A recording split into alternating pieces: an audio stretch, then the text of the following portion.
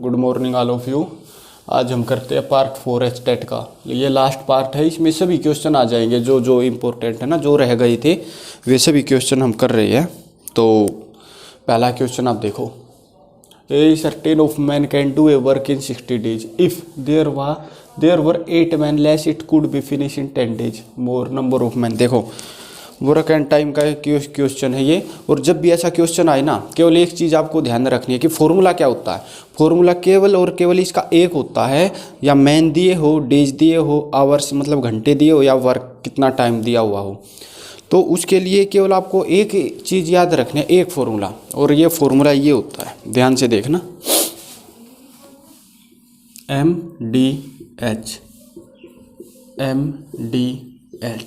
Upon W upon W। देखो ये वाला फर्स्ट जैसे हम कह सकते हैं फर्स्ट इक्वेशन, ये मान लो second, M1D1 H1 W1 M2D2 H2 W2। बस फॉर्मूला याद करने का बहुत आसान तरीका। MDH वैसे भी घर में जैसे मसाला होता है तो MDH मसाला होता है, सिंपल सा है। अपना नीचे वर्क लिखना W1 वहाँ W2, जहाँ पे दो पोजीशन दी हुई ना, मैन दिया हुआ, डे दिया हुआ है, मैन दिया हुआ, यहाँ पे भी डे दिया हुआ, तो यहीं से आप है ना डायरेक्ट कर सकते हो। कोई भी दी हुई है वहाँ पे पुट करो, जो नहीं दिया हुआ उसको छोड़ दो, ठीक है। अब देखो इसमें क्या दिया हुआ, a certain number of man दिए हुए, हमें नहीं पता कितने मैन है, तो M लिख लो, सेम का same, M multiply can do a work in 60 days, 60 दिन में वो काम करते हैं। ये डे आ गया अपने पास 60 equal to if there were 8 man less, यदि जितने बंदे थे शुरू में उससे 8 बंदे कम हो।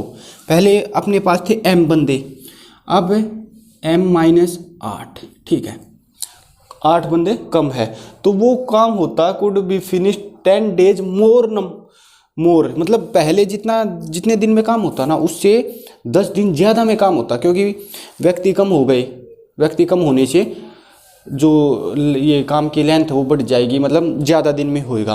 तो पहले 60 डेज में होता था, अब कितने में, 60 + 10 70 days।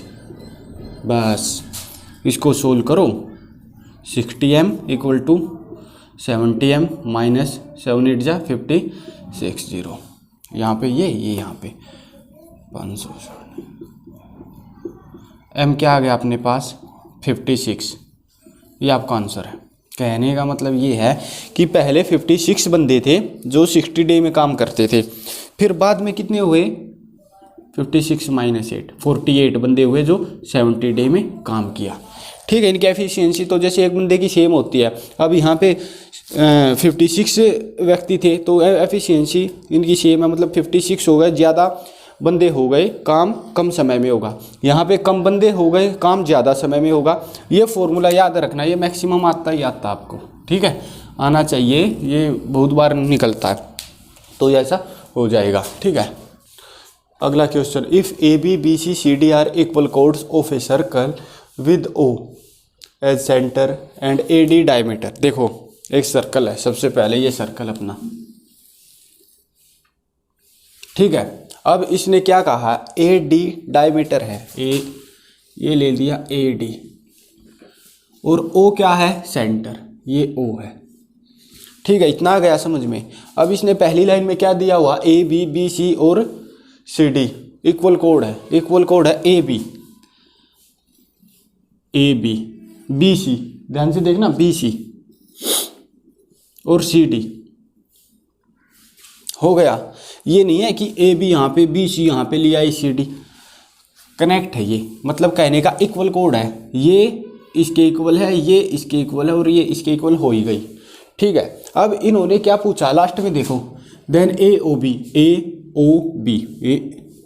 ये वाला एंगल, ठीक है। अब ध्यान से देखना, AOB हो या देख, ये इसके इक्वल है, ये इसके इक्वल है, मतलब ये पूरा पार्ट 180 का हो जाएगा, ये लाइन पूरी ये 180 की है। अब एक भाग ये है, एक वाला ये है, और एक ये है, ये कितने के हो जाएंगे, ये तो इक्वल है ही, तो क्या हो जाएगा, 3 से भाग कर तो 180/3 60, ये भी 60, ये भी 60, ये भी 60, कुछ भी पूछ लो। अगला क्वेश्चन भाई, ए पोट है 81 लीटर ऑफ प्योर मिल्क है। एक जैसे पोट है, कुछ भी है, ये पोट है, इसमें 81 मिल्क है। ये कह रहा है 1/3 of milk is replace by same amount of water. 1/3 निकाल दिया मिल्क और उसकी जगह सेम वाटर डाल दिया। अब इसकी इनमें रेशो देखोगे, जैसे 27:54, ये आ गया मिल्क, ये आ गया वाटर। अब फिर करोगे 1/3, ये ज़्यादा लंबा प्रोसेस हो जाएगा, इसको करना ही नहीं है, बस एक ऑप्शन है। पहले तो प्रोसेस देखो कितनी बार हुई है, 1/3 of milk replace by same amount, again 2 बार हुई है। शुरू में कितना था 81 लीटर, ये 81 इंटू 1 - 1/3 और 2 बार हुई ना, पावर 2, 81 × 3 2/3 2/3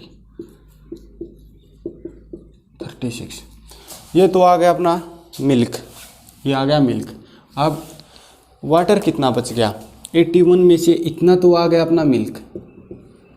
अब वाटर कितना बच जाएगा, 81 - 36 45। ठीक है, अब इन्होंने ये कहा है कि रेशियो बतानी है मिल्क और वाटर। ये तो मिल्क था 36, वाटर कितना है 45, 4 × 5, 4:5, ये इस रेशियो में आ जाएगा आपका। ठीक है, अगला क्वेश्चन है भाई, ए रूम है 15 metre long, require 7500 tiles, each tiles 15 centimetre by 12 to cover. देखो कहने का मतलब क्या है, एक अपना रूम है, जो रूम होता है ये,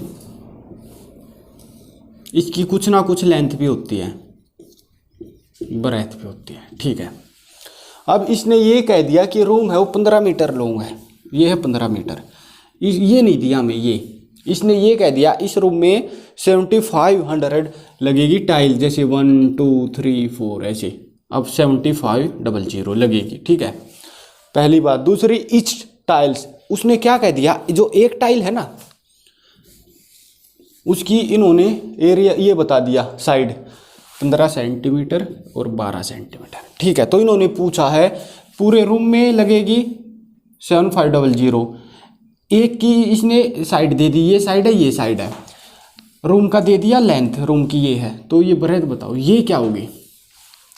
तो इसका एरिया इक्वल टू कितनी टाइल लगेगी उसका एरिया निकाल लो। अब देखो इसका एरिया क्या निकलता है, लेंथ इंटू ब्रेथ, 15 × x मान लो, कुछ है ही नहीं। अब 7500 टाइल्स मल्टीप्लाई, अब एक का और ले लो, एक टाइल का इतना है तो 7500 का कितना होगा, मल्टीप्लाई होगा। ध्यान से देखना, देखो यहाँ पे है मीटर, यहाँ पे सेंटीमीटर, बस यहाँ पे भी होगा सेंटीमीटर। ठीक है, यही चीज़ है जो ध्यान देने के लिए है। एक यूनिट में हमें उस चीज़ को बनाना पड़ेगा, metre to centimetre, centimetre to metre. अब इन्होंने कहा मीटर में आंसर बताना है, 7500 मल्टीप्लाई 15/100 मल्टीप्लाई 12/100, बस आपका आंसर आ गया। ये x है इक्वल टू ये 15, इसके नीचे आ जाएगा ये 15 से 15 आउट, 00 से 00, 25 24 4 जा, ये क्या आ गया 9, तो ये आ गया आपका 9। बताओ क्या था इसमें। ठीक है, ऐसे हो। अगला question, the 2 cards are drawn at a random from a pack of 52 cards. The probability that either both are black and both are queen. Probability का क्वेश्चन है, बहुत अच्छा क्वेश्चन है। ठीक है, क्या दिया हुआ है कि जो कार्ड्स होते हैं उसमें होते हैं ग्रुप बने होते हैं, सपेड के इसके इस तरह से। इसने ये कहा है कि 2 कार्ड हमें उसमें से निकालने हैं। पहली बात, टोटल आउटकम्स आ गया 2 कार्ड, 52 में से 2 कार्ड निकालने हैं, तो 52C2 क्या आ गया, 52 × 51/2, 1326, ये आ गया। अब कंडीशन देखते जाओ। पहले इसने कही है probability that either both are black, black होनी चाहिए। अब देखो ब्लैक ब्लैक रेड रेड ऐसे होते हैं ये, तो ब्लैक होने चाहिए। मतलब टोटल ब्लैक कितने होते हैं अपने पास कार्ड, 26।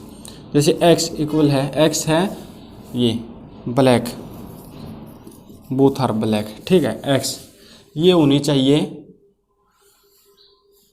दो हमें निकालने, 26 हो गए, 26 से 2, 26 मल्टीप्लाई 25,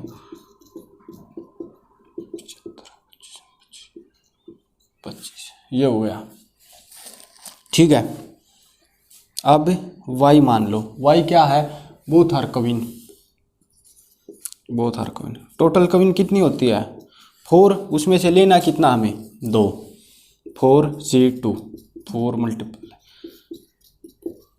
6, ये आ गया। ठीक है, अब ध्यान से देखना, इसने ये कहा है कि ब्लैक 26 तो हो गए ब्लैक और कविन हो गई 2, ये तो अलग अलग पोजीशन आ गई, लेकिन दोनों में इंटरसेक्शन भी होगा ना कोई, कि भाई ये तो ब्लैक है, ये कविन है, ये पोर्शन इसमें भी है, इसमें भी है, तो एक पोर्शन तो हमें निकालना पड़ेगा।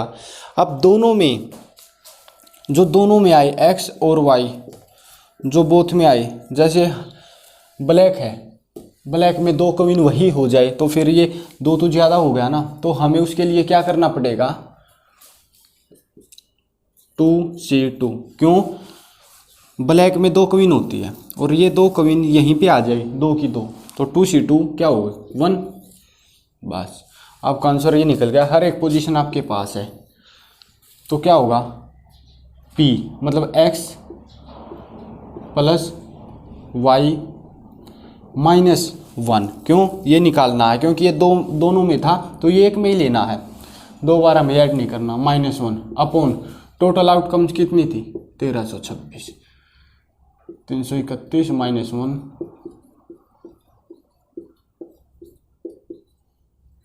ये आपका आंसर हो जाएगा। ठीक है, अगला क्वेश्चन क्या है, the line represent by the equation ax² plus 2bxy plus hy² equal to 0 are perpendicular if, क्या कंडीशन होगी कि वो परपेंडिकुलर, पहले तो लाइन है उसे रिप्रेजेंट करते हैं इक्वेशन, जनरल इक्वेशन क्या होती है अपनी ax² plus 2hxy plus by², ये होती है। लेकिन इसने पता क्या किया, b की जगह h ले लिया, h की जगह b ले लिया, बस यहाँ पे थोड़ा सा समझने के लिए देखो, a तो अपना ठीक है, a इक्वल टू a, अब b क्या है h, ठीक है, और ये h क्या है b। अब एंगल बिटवीन लाइंस, फॉर्मूला क्या होता है 2 into h² minus AB upon a plus b। Angle क्या होता है 1090, क्यों, इसने कहा परपेंडिकुलर 1090, 1090 क्या होता है, कुछ भी ले लो, मतलब z upon 0 equal to same 2h² minus AB upon a plus b। अब a plus b equal to 0, तो ये आ गया a प्लस बी 0, लेकिन एक ऑप्शन ये था और एक ऑप्शन था आपका 1a plus h equal to 0, तो ये नहीं डालना, क्यों, क्योंकि इसने यहाँ पे साइन, ये कोफिशिएंट है, ये चेंज कर दिए, ये तो ठीक है a इक्वल टू a ठीक है, लेकिन b की पोजीशन क्या है h, b इसने h लिया है, तो अपना a plus h equal to 0 होगा, ये कंडीशन, ये नहीं, ये तो जनरल इक्वेशन में होता है, लेकिन इसने b इक्वल टू h लिया है, तो अपनी ये कंडीशन आ जाएगी। ठीक है, ऐसे होगा। अगला क्वेश्चन क्या है, x and y are the two positive integer such that the least prime factor of x is 3 and the least prime factor of y is 5, the least prime factor of x plus y, मतलब x और y दो ऐसी संख्या है जिनका least prime factor, एक का तो 3 है, x का, y का क्या है 5 है, तो इन्होंने ये कहा है कि x प्लस y क्या होगा, शायद ऑप्शन है आपके पास, ये है 2 5 7 9, देखो ओड ये है, ओड ये, जब हम इसका कुछ बनाएंगे इंटीजर वगैरह, तो इसको भी छोड़ो, देख डायरेक्ट बताता हूँ आपको, 3 + 5 क्या आ गया 8, 8 मतलब 2 × 2 ठीक है, 2 आंसर होगा, क्यों, क्योंकि 2 एक प्राइम नंबर है, सबसे छोटा, डायरेक्ट है, इसमें तो ऐसा कुछ है ही नहीं। सभी क्वेश्चन शायद आपके हो गए हैं एचटेट के, जहाँ तक मुझे लगता है।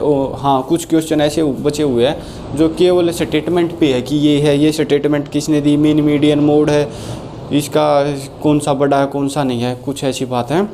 तो अभी HTET कंप्लीट हो गया है, तो आने वाले समय में हम बिल्कुल एक 0 लेवल से करेंगे कॉमन मैथ, HTET और हाँ HTET, KVS, DSSB, जिसमें भी जो भी क्वेश्चन आए हैं पिछले सालों के उठा के, बिल्कुल एक तरफ है कॉमन मैथ और दूसरी तरफ हम टीचिंग का करेंगे। यदि फिर भी आपको कोई प्रॉब्लम आए किसी भी क्वेश्चन में, आप मेरे से ना पूछ सकते हो। ये मेरा नंबर है 8529410421 अमित। ठीक है, तो ये क्वेश्चन थे। बिल्कुल कोई भी ऐसा क्वेश्चन नहीं है जो आपको केवल 20 से 25 सेकंड लगे। एक क्वेश्चन भी आप ऐसा नहीं बता सकते कि इसमें ज़्यादा टाइम लग गया। तो ये क्वेश्चन है। Thank you.